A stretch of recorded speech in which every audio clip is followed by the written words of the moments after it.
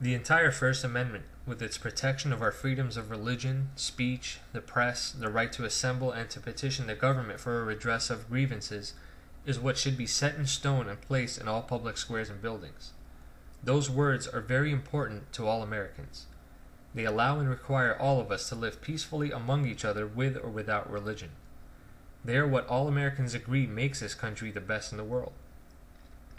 All Americans, religious and otherwise, always invoke the freedoms and civil rights we are granted in this country when comparing it to other countries that are not so fortunate. But not all Americans remember the First Amendment all the time, and it's not by mistake that they forget. The religious in this country, the many of them who are very blatantly seeking to make the U.S. an official Christian nation, are attempting to force creation onto the public education system, to amend Constitution to ban gay marriage, to ban all forms of abortion including the ones that may be necessary for health reasons, and of course, they would like to see the 10 Commandments of the Bible set in stone in all public buildings, including schools and courthouses. But these attempts are all derived from religious fervor. Protecting American citizens as a whole is not an issue here at all. Rather, it's a desire of religious people to see their religion forcefully take over an entire nation.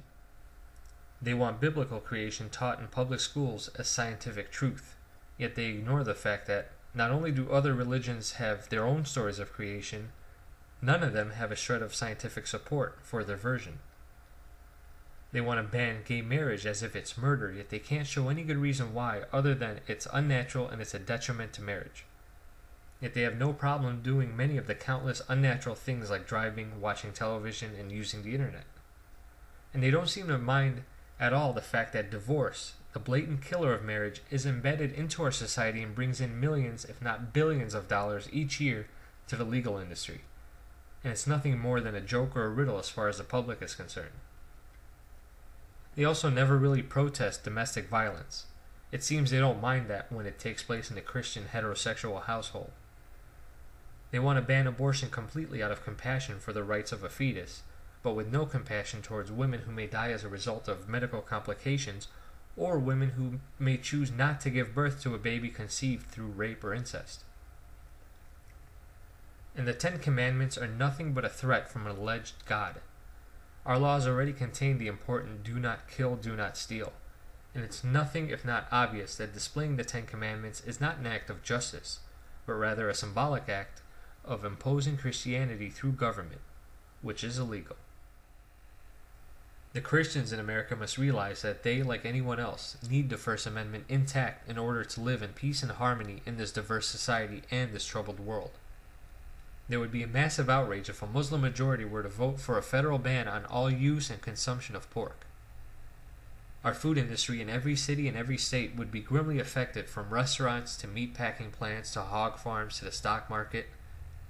Not to mention that Christians would be dismayed at the effect it would have on the nation's wealthiest sports league, the NFL. But most important, people would be frustrated at the needless ban on something that is not a threat to society, but rather a delicious food and a livelihood. They wouldn't be at all happy with the idea that Muslims, just because they don't approve of it, would ban pork for all people. Yet, this is exactly what they are doing while waving the American flag and saying, "Proud to be an American," when they are in fact hoping to turn our society into a Christian form of the Middle East. And what they don't realize about that is if they force this democracy to overturn the First Amendment, they'll be setting precedent for any religious majority to vote its religious rules over the rest of the nation, irrespective of that very First Amendment and the freedom and liberty we boast to the world.